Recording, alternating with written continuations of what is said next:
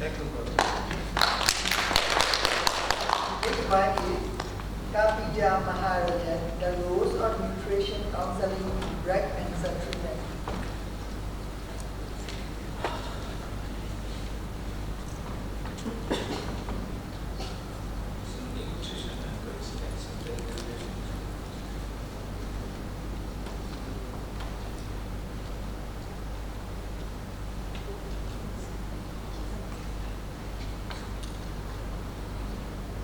Madam, please note on times. Do not waste time on introduction on that completion point. Sure, sir. I'll try to finish on time. Good afternoon, all. The title of the paper is Role of Nutrition Counseling in Breast Cancer Treatment. In the context of Nepal, the major problem is cancer is the number of cancer is ongoing. So the main statement of the problem is the side effect of treatment means chemotherapy treatment are more concerned as they contribute to malnutrition. So I am trying to fill the gap between chemotherapy and its side effect through nutrition. Nutrition counseling in treatment is critical to preventing malnutrition and enhance the immune system and quality of life. These are the cancer cases of the Nepal. The study area is Bhaktapur Cancer Hospital. There are altogether 121 samples. The study used both quantitative and qualitative mixed method. Structured questionnaire was developed to aware on nutrition. NIN, CIMR, My Plate for a Day method was applied. For evaluation of quality of life, URTCQLQ C30 was used. The major objective of the study is to assess nutrition counseling role in enhancing the quality of life in cancer patients. The major result of the study in pre and post study, because the study is between the 3 months gap. So the result shows that there is the relation between nutrition knowledge and awareness during the chemotherapy treatment. So the conclusion of the study is the results show the positive relation counseling 0.01 significant and quality of life in recovery situation. The result shows that 96.9% belong to a non-vegetarian diet. The campaign of nutrition counseling is more relevant to achieving the Sustainable Development Goal 3 because it belongs to the good health and well-being. Nutrition is critical for a healthy life and effectiveness in clinical treatment to recover disease soon. These are the reference. Thank you. Okay. Anybody wants to ask a question? If not, look at it. What you were saying, that is the nutrition counseling has a relationship with the breast cancer. So that is counseling in breast cancer treatment. That doesn't mean that nutrition has a relationship with the breast cancer cure. No, sir. During the chemotherapy treatment, breast cancer patients have different side effects. So if on that side effects, that, otherwise your title is confusing. It is showing that nutrition has a relationship with the breast cancer. No, sir. No, but this is what if I have got the wrong understanding, somebody else tells me that can they understand what it meant by that? So chemotherapy, that word must come. And so the title is not. And secondly, your coming to the conclusion is the single factor analysis that is called percentage. Is that the only way we can get it or not? So we have to see, is there any other methods you can use? You said you are using mixed methods, but I do not see any kind of mix. I fail to see. So please, every word you say in research, it counts. So please take care of that. Next. Thank you.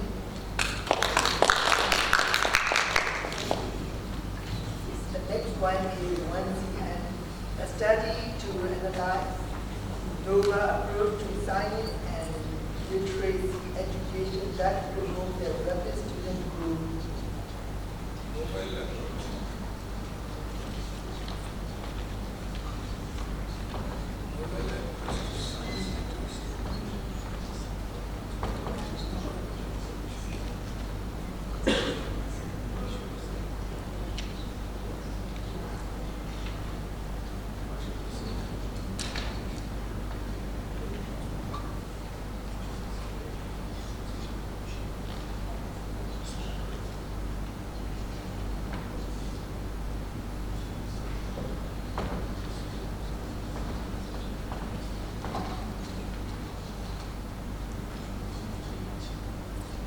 Okay. Teaching approaches in science and literacy that have been innovative are through to improve quick learning. The standard rules have the drawback of solving the academic performance. New methods involve digital technology, inquiry-based learning, hands-on, and training things digital or grouping learning. This study examines various strategies to illustrate. Okay. Come to the problem area and then abstract you forget next. Okay, introduction. The Come to condition. research problem area, sir. Move on. Next. Next. Introduction. Yes. Background, the problem area. Yes. Research problem. Yeah, Yes. In common settings, science and literacy are provided as two different disciplines, and students are with separate learning, such isolation hinders the student from learning the link between multiple topics, which is necessary for higher comprehension and problem solving. Objective of the study: assess the effect of innovative method in teaching that links science and literacy, training in terms of student groups pace, examines the impact of the incorporation of additional emergent activities, such use of tools for getting digital literacy, the use of question and the use of initiative in learning and teaching and learners knowledge and comprehensive provide specific ideas to the teachers on how individuals may utilize this. Okay.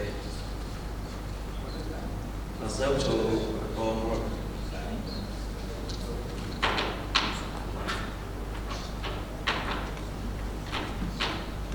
Okay, next. Research methodology. Employed the approach of accredited research to undertake a methodical assessment of the various instructive innovation.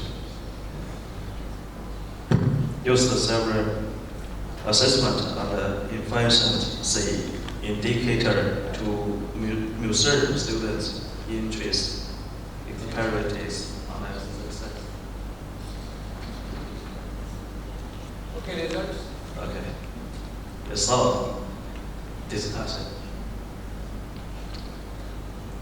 It's come to light that the adoption of innovative teaching approaches, such as the use of technology and the international integration of different fields, and the advantages impact on the students' attention and understanding. Okay. Other result discussion. Among the methods of intervention that were employed, digital storytelling, collaborative learning, and the inquiry. Okay. Conclusion. The study reveals that using innovative and coordinated ways of teaching that involved the integration of science and literacy. Thank you. Okay, thank you. Thank you, Mike. Anyone wants to ask a question, please? So, one very clarification. That novel approach, that is you have to define what is the noble approach. So you have to, noble approach, there could be hundreds of things. But you are making one thing, so you have to specify that. And that impact of that approach on the student's growth. That is what the model you presented. And then see that approach, reflection, and collect the data, how it has given to the student growth. Student growth also measurement in what terms? X, Y, Z, A, B, C, and then we say that because of this factor A, that is X, Y, Z has happened, so the relationship we can know. But that is not clear from here. You go back to the drawing board and think. So you have made a good effort, and that is appreciated. Thank you. Okay, thank you very much. Thank you. The next one is that going to the impact of political and economic factor on institutional capacity in Myanmar tourism sector, Yes. a quantitative analysis. Quantitative analysis.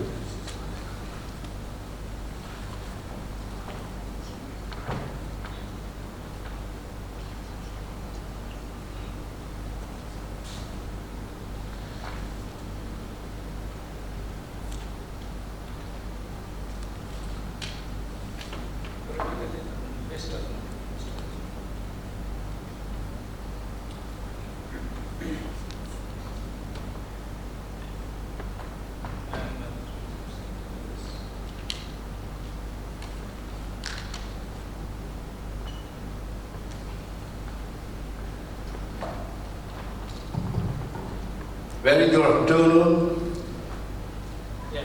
ladies and gentlemen, and respective our professors and distinguished guests. I hope some are dreaming, now time for wake up. I am from Myanmar, my name is Petaling Jaya, but you can call me Jackie. Not Jackie Chan, Jackie Do. I don't know how to play Kung Fu. Okay, so today our Myanmar candidates only 3 among 100 of our delegates here, because as you know that our country is facing a very critical time today. So only 3 candidates can be participate, but all the 3 are not 3 stooges. 3 are heroes to come here. So I'm from tourism for nearly 30 years experience as a private sectors. So my title is the importance of political and economy, but may I add some social and technology, because of the based on this past analysis, according to my supervisor advice, impact to influence to the institution capacity. It is going to correlation with a sustainable tourism destination. This is my first title. So, content okay, as I mentioned, abstract okay on your ebook. I already mentioned, save my time, keywords, blah blah blah. Okay, this is Myanmar. I hope my friend, they know, between 2 giant countries. We are sandwiched between China, India. It's also biggest country in the Southeast Asia. And the methodology are fighting. Okay, so research problem, as you were, this is economic downside after the COVID pandemic. Every country, but tourism is a ground zero. Although some of the country recover within the 2 years, our country is unfortunately political and political instability that is still struggling, especially for the tourism industry.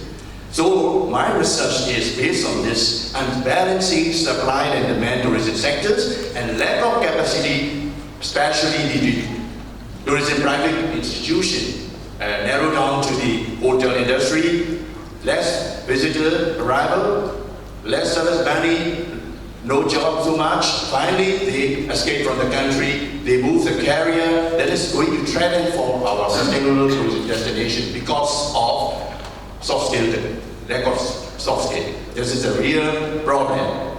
So there is this secondary data based on my Ministry of Hotel and Tourism. by this graph and also circle graph. It is demographic, the different nationality are still coming to Myanmar. No sea operation, still running. Even my company also still operating, but compared with the 2019, so less than 90% gone. So this is my research objective.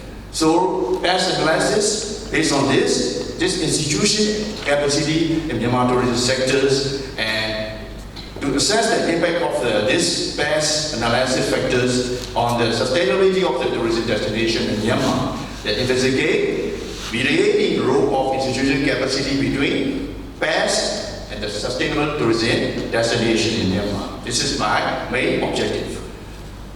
So question also based on these three factors, and our significant study is a comprehensive analysis of the best factors, mediating role of institution capacity, policy and strategic implication, contribution for academic literatures, supporting sustainable tourism development.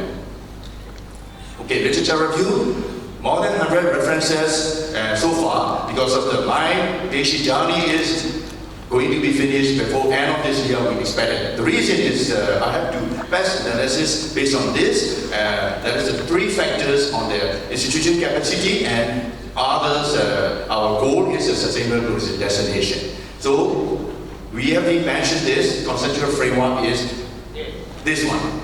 TEST, IC, and also SDD. So hypothesis development also 13 hypotheses. Last month I have run by this quantitative method, so more than 418 responded within a month. They respond. Some of the hypotheses, about 5 hypotheses are rejected, but based on this SPSS and the AMOS, so this is data still operating. So my hypothesis development is more than 13 based on this framework. So my research methodology also, deductive reasoning approach and quantitative research and sample random and from the ground front. So this is my data analysis by demographic. This is also factor cross-loading, and this is also the reliability test. Also very good, but only in political is good, not very good. So also the correlation also in order, and the AMOS structure by measure by AMOS and structure by AMOS. So as a discussion and recommendation, so as a practical implication for policymaker, promote political stability, enhance economic resources, support social initiative, leverage technology. Besides, for tourism stakeholders, strengthen institutional frameworks and collaborative efforts. So in conclusion, the study provides a comprehensive analysis of the how past factors influence institution capacity and sustainable tourism destination in Myanmar. This finding we have to continue because of another qualitative finding where we continue as another chapter. Because right now I'm still finalized for this by this article based on this finding, quantitative analysis finding for the intent to my the Scholars Index. I tried my best, and finally it can be contribute our not only the tourism industry but also for our country as well as our the tourism stakeholders. This is my main intention in conclusion. So before saying thank you very much, you can have freely the question and I answer in here. But when I back to my country, I'm not sure to answer because of shut up on my mama. Thank you. I just do something quick because the time is running out. So your actually research framework and the modeling, the conceptual modeling is correct. But Yes. what you need to focus, that is the fiscal model relation to the development, that is one the model, and the interpretation of this result is more important, and you have not mentioned any of this interpretation in the conclusion. Because which of the fiscal factors we have a significant impact or the major impact and which are absolutely irreplaceable. There you have to focus and drive the analysis of the result. Interpretation of the statistical findings is more important in research. Okay, thank you. Yes, sir. Thank you very much. Okay, thank you for all. Have a nice day. Bye. The last one is 908. The title is Sustainable Impact of the Technology, Effectiveness, Opportunity and Social Development on Higher Education Accessibility in Myanmar.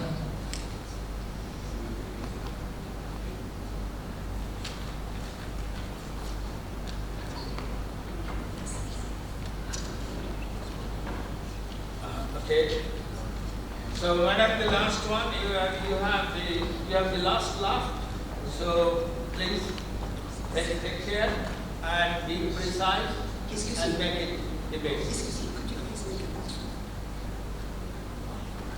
How can I move on? Yes. Okay, good afternoon everybody. I am Naisuri, you can call me Nai. I am from Myanmar. I am going to present about sustainable impact of technology effectiveness, opportunities and social development on higher education accessibility in Myanmar. Higher education worldwide faces numerous changes, particularly in terms of accessibility. In Myanmar as well, the integrations of technology, the role of social development and the exploitations of opportunities are critical factors in overcoming these challenges. The presentation examines how these elements contribute to enhancing accessibility with a focus on private higher education in Myanmar. This is research questions and objectives. There are three research questions. How effective is technology integration in enhancing educational outcomes in Myanmar? What role does social development play in education, practice and accessibility? What are the key opportunities and challenges in improving higher education accessibility in Myanmar? The objective is to explore the impact of technology effectiveness, social development and opportunities on the accessibility of higher education in Myanmar. This is the literature review. I will not mention the methodology. This study is input assembles of 199 respondents from private higher education institutions So you are in going Myanmar. for a survey method to mention that. Okay. Data were collected using standardized questionnaires focused on technology effectiveness, social development, and opportunity. So standardized analysis, described standardized correlations and multiple regression analysis were conducted to assess the relationship between the variable and their impact on higher education accessibility. So you will see here, this study consists of 199 participants with a majority of being female 68.3%. The largest age group were 21 and 25.